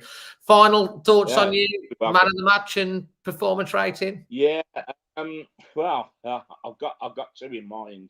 Johnny Otto, great to see him back. Johnny, he's so calm and he's so cool, and he's got a real brilliant football brain. I love his positioning on a football field, which showed up for the goal that he scored. And the lad everybody loves to hate, Trincão, who was a revelation. And sometimes I think Same with Silva. I think Silva's going to be an amazing player for us, and he's not far off. I think that he probably needs to start a few games, and Raúl comes on for the last half an hour of games, because his movement is brilliant. But that's another story, which I'm diverged. So my apologies. For me, Otto last night, because he's come back from a serious injury, he's looking absolutely fantastic. I gave the first half 7. I said, had Raúl put those 2 away, it would have been a 9. But the second half performance was at 2. So I'm looking around 5.5, Dave, because it was the perfect curate's egg, wasn't it? A real dichotomy. Great first half, absolute garbage second half, and I never slept last night. You know, it upset me that much. Running through it all in your head. Yeah, I couldn't sleep. I was that irritated that we'd thrown away a hugely commanding position against a very poor side. They were dead in the water. I mean, Bamford was crying, wasn't he? Bamford was crying on the bench. Yeah, he was distraught because he come on and got injured again. Yeah. I'll tell you what, Carl. For Aston Vanilla, because Carl has a brilliant tuba. That's why it's called Tuba Wolves. I've got a challenge for you. If you can do it, I don't know when it'll extra time will be yet. I can't. What day do we play Vanilla? Is it? It's a Saturday. So it might be Saturday night that we'll do extra time. I'm not sure, but I think you need to get practicing on the tuba on the Mind the Gap song. Okay, now that's so if we do manage to meet Vanilla, then Aston Vanilla, then we need you to come on with your tuba and give us a rendition of Mind the Gap on the tuba. What do you say? Okay. Yeah, with the greatest pleasure. It'd be good entertainment. Yeah, it's good TV, good entertainment. Pleasure. I love it. Yeah, fantastic. Dave, thanks for having me on again tonight, and all the fans. You know, just keep the faith. We're a club moving forward, and we're going to have these backward moves. And it is. You know, next season onwards and upwards again. Onwards and upwards, and I think just to finish up on you, because we've got Josh coming up in a second. I'll get what you're saying about the forward play. I think one of the things we also have to think about is Bruno Lage. You still only really had pre-season and a January transfer. Yeah, it'll be interesting to see what Wolves make in the summer to support him in his vision, and I think only then can we really truly judge Bruno Lage because he's still playing with a lot of Nuno's thing, which is why he's playing the 3. And I think he does want to move to this 4-2-3-1. And that excites me, because if he can get it right and he can get us playing like he did when Benfica, and then he's got the backup of plan B, 4-3-3 or 3-4-3, and then 3-5-2, and we've got like an A, B and a C, and he can switch it around. I think that would be really exciting. So we'll have to wait and see what happens in the summer. I think Wolves will invest. I think there will be a bit of movement. Hopefully, we can keep hold of the key players. And if we can strengthen, then next season could be a really exciting one. Still loads to play for, though. Good feeling, Craig, before you go. Where are we going to finish at the end of the season? 8th. I think we're going to be 8th. Yeah. Just outside. Outside. All right. Oh, cheers, pal. Unfortunately, yes. Cheers, pal. Thanks for the support as always. And hopefully we'll see you with the tuba if we beat the villains in 2 weeks' time. Fantastic. Top man. Cheers, Dave. Cheers, Craig. All the best. Take care, guys. And you always, mate. Fantastic. Craig, it's so good to have Craig on. The thing I love about Craig, he's always strong with his opinions, which he's got. Gamer Girl Lottie here has already got the Mind the Gap Aston Villa, as they say. I mean, it's going to be a bouncing derby, that is. And Josh, you're looking forward to that one? I am, to be honest. We need a bit of a pick me up after last night. But I'll be looking forward to that. This is a joy, because you didn't know if you were going to make it, did you? Because tell everyone where you've been tonight. Been down to the Greyhound in Lower Pen, is it classed as, I think? Yeah. For my nan's birthday, so I had a nice meal down there. And how old's your nan? 85. I just heard my mum shout. Did you have a good time? Yeah, it was good. It was good, really nice. I hadn't been there for a few years, and then we said that as an option because we have my auntie and uncle live up in Amblecote, so it was in the middle for us both to get to. So it was quite nice. I haven't been for a few years. Carl Whitehouse says Lower Pen, very nice pub. Absolutely fantastic. Well, mate, I'm glad that you made it because we always love having you on and everything. And obviously, I saw you in the chat. Then you probably saw I'd sent you the link anyway, and then sort of like I'm going to get on. So you're last on today. Before we get on to Josh, I don't know how many likes have we got on the video so far tonight. We've got to have more than 14, surely. There's got to be more than 14. We need to get up to 100. We've had so many people watching, mate. What's your thoughts on the actual game total? It was an absolute gut wrencher. I was so annoyed. It was just gutting the way it went because we were absolutely cruising at half time. Cruising until the second yellow. And everyone where you sit. SL4, so literally bang opposite you. SL4, everyone, and by the way, we're on 46 likes on the video. Come on, let's get it up to the 100. Oh yeah, and what I'm gonna get stuck in first of all before we get into the goals and all of that. Your gut feeling and your thoughts on the Raúl red card. It's a 50-50, and it's going to be coming from a biased opinion with a lot of us, I think. But watching it back, and then I've seen comments on a few posts on the Sky Sports Facebook from Leeds fans saying Jimenez's boot hit Melié's thigh. It didn't. And if that was a centre mid flying through on another centre mid in the middle of the pitch and the centre mid won the ball, it would have been looked at for VAR the other way around, in my opinion. I know Melié got to the ball, but I think goalkeepers are quite protected in the games I do. And I think that if that was two outfield players, I personally think it would have gone the other way. It's very interesting, actually, and that one. I mean, my initial reaction, as I said, was in the North Bank. I thought, oh, it was the other way around. Then I watched it back, and yeah, the keeper got to the ball first, but I think it was harsh. It was one of them things. It definitely changed the game, but we have got to do better after that. I mean, you're sitting there watching the second half, mate, and what are you thinking from your perspective of the goals? How do you see that?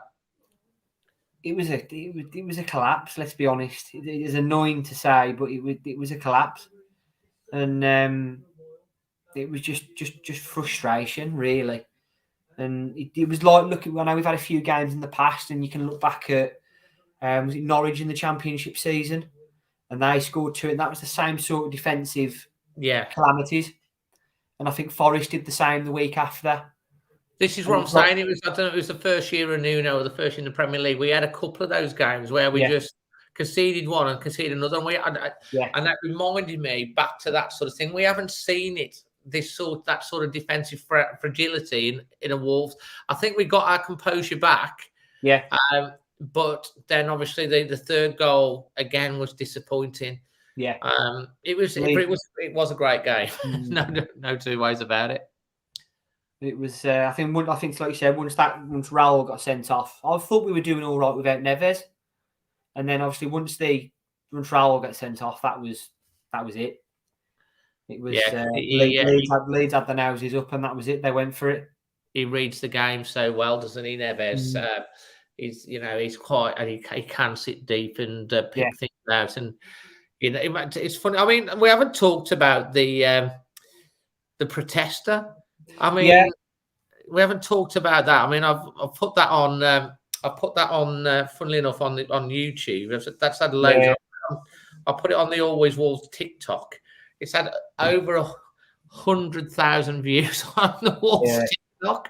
That has. If you got TikTok, make sure you get on the Always Wolves thing. It's like we're building that up, but it's like crazy. Yeah. I saw. Me and my brother both said it was going to happen.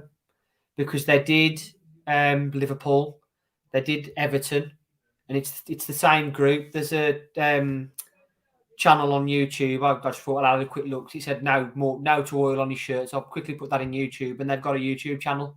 And within half an hour of all 3 games where it's happened finishing, they've uploaded the video. of Oh. the person who it is, saying who he is, where he's from, what he's going to be doing, and what he was doing it for. It's interesting, isn't it? Because the thing that they got with the cable tie and whatever it is, the plastic's made out of oil. Yeah, yeah. It's like figure, go figure. Really, I mean, you know, it's just, it obviously they targeted it because obviously it's on TV and they're going to get their thing, so you can understand why they're targeted. The worrying the wrong audience to do it in front of, I think. Well, it ain't going to go down very well with the fans in the same way as the people that lie in front of the middle of the road. Roads ain't, you know, trying to stop pollution and yet stopping cars that are going to be standing still doing more pollution. It's like going to work, costing businesses money for people not turning up, and well, there was all these. I mean, we're not going to go into the politics of it. I mean, because like we're non-politics type channel, but these sort of things, it's like they want to make the point we live in a democracy where people can have opinions and put their opinions forward, and that's what people can do. But like when they ignore the respect of other people who are there to enjoy something, or are trying to get to work, or they're trying to pick their kids up or whatever, no one will listen to them. I find it counterproductive because all it does is get people's backs up. It's like they might get some awareness, but they lose. If they're going to get anywhere, they need public support, and you don't get public support by peeing everybody off, do they?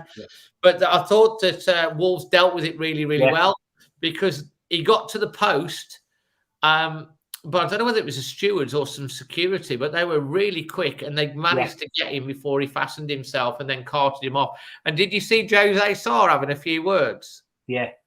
Have you watched that video on my channel? Yeah, my brother spotted it as well. He was looking at Jose Sarr. He's going mad there. He's acting when he was going. And I've watched your video as well last night. Did he come from down by you? Did he, or did he come from the blue ride? Apparently, I've got. I'll show you this picture, and I'll show everyone this picture, because I saw something on Twitter. Where's he gone? Just grabbing my charger. Go on. Oh right, okay. So I don't know if everyone can see this, but there's a girl that posted on Twitter. Apparently, was sitting behind us. So there, if you can see there on the left with the fairy coats, the producer, on the next to her is Hannah, and then you can see me in front just videoing the bit. He was sitting 2 rows behind us, apparently.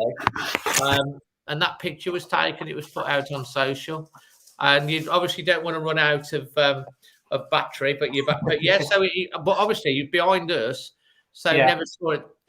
Emma, the producer, she spotted and went, David, and like obviously then I saw that he came across, because obviously the play was at the other end. Sarr was forward, that was near the goal, so your focus is at the other end of the pitch.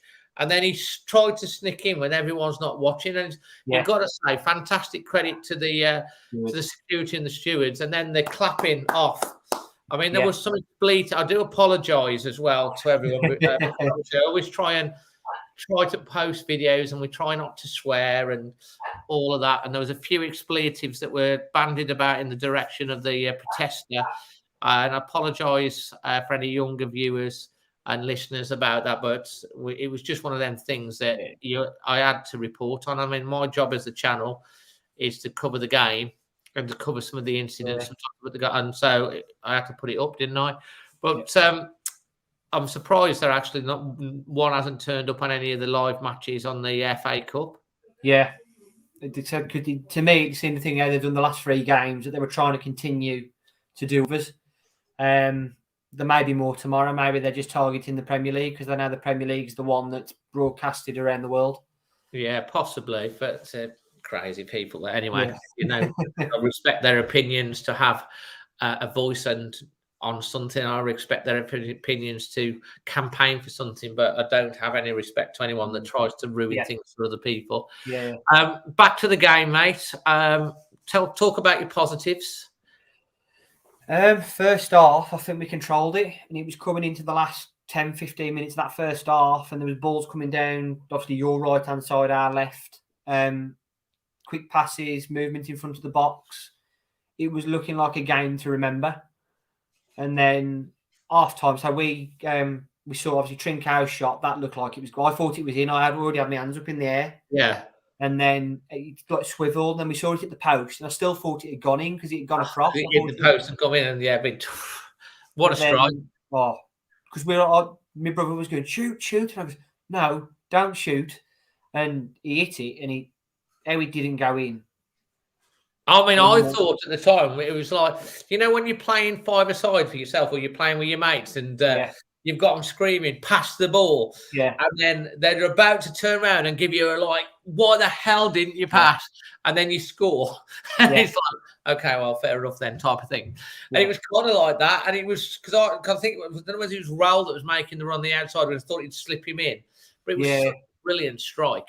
Such a brilliant, and if Neves had hit that, you know what I mean? It's sort of Neves type strike. It was, so I'm glad he got his goal at the end. It was another good finish for the. I missed that as well because there was a few people moaning by us, like how was it Lucy? She said about like, people moaning about Trincão, and there was a bloke at the bar. We'd literally, when the injury had happened, I said to my mate behind, I said, "Come on, we're going for half time to get a drink." And this bloke's moaning about Trincão next to me. I'm just sitting there going, "Yeah, okay." And then obviously we've turned around for the goal, and I've just looked at his images to say, "There you go." And walked off from him. I thought, but, a one-off performance. He needs to step it up. Yeah. Who else impressed you for Wolves? I've got to say Johnny again, because even when we went down to the 10 men and we had the collapse at the back, I still thought on the ball and the tackles he was making down that side when they were getting down there, he was still giving it 100% and staying switched on. I say Neves until he got injured, he was impressing me. Pedence. I'd say the big one for me would be Trincão and mainly Johnny again. So who are you going to give us your man of the match, Josh? I'm going to go Johnny. Really? So I think we've had more nominations for Johnny than Trincão. I think that's a very interesting one, and it's a good call. I'm personally was, and I don't know if you've watched my reaction yet, but I don't know if you have yet, but I went for Trincão. So people's vote. The producer will monitor this.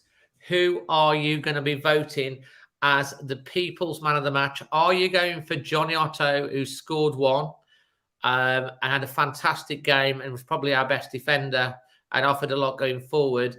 Or are you going to give it to Francisco Trincão and his assist, goal, hit the post, and his all-round performance? Interesting to see what you're going to give it in the people's vote. Start voting now. And, of course, your performance rating, mate? It's going to have to be a 6. It's a 6. Solid 6. Yeah. Well, it would have been more if it had stayed as it was, which we all thought it was going to, and then it just went to pot. Just went to pot. It was. I mean, looking ahead now to Villa. Obviously, I think that's going to. It is a Saturday 3 o'clock. Yeah, Saturday 3 o'clock. They've moved the Albion Blues game to the Sunday, I want to say. Yeah. Both games we've played Villa this year, Blues and Albion have played when it was first scheduled. Both the next game and the game when we beat Villa, Blues and Albion was scheduled also for Saturday 3 o'clock. Wow. Okay. Another local derby. But they moved the last game to the Friday when we beat the Villa, and then I think they've moved the Blues Albion game this time to the Sunday. Absolutely. Yeah, no, absolutely. I mean, so yeah, that's going to be good. I reckon it's going to be an atmosphere. It's going to be a great game. Yeah. You know, Villa are going to bring plenty of fans. They're going to be in full voice. This is the West Midland derby now. It's the main derby at the moment because I can't see us playing the West Birmingham Baggy Birds for a while, and I can't see Villa playing Small Heath. Although I do want to say, it was fantastic what Birmingham did when they changed their name to the Small Heath Alliance for a game with the Peaky Blinders stuff. So I thought that was brilliant because I do like my Peaky Blinders and I do like my Baker Boy caps, to be honest. I take it you'll be at the Villa game? Yeah, we'll be there. We'll be there giving our support as normal. Absolutely, mate. It's going to be interesting because I've not really watched much of Steven Gerrard's Villa since he's come in. And, they lost today, didn't they? Was it 1-0? Yeah, lost 1-0 to Arsenal. So it's going to be an interesting game.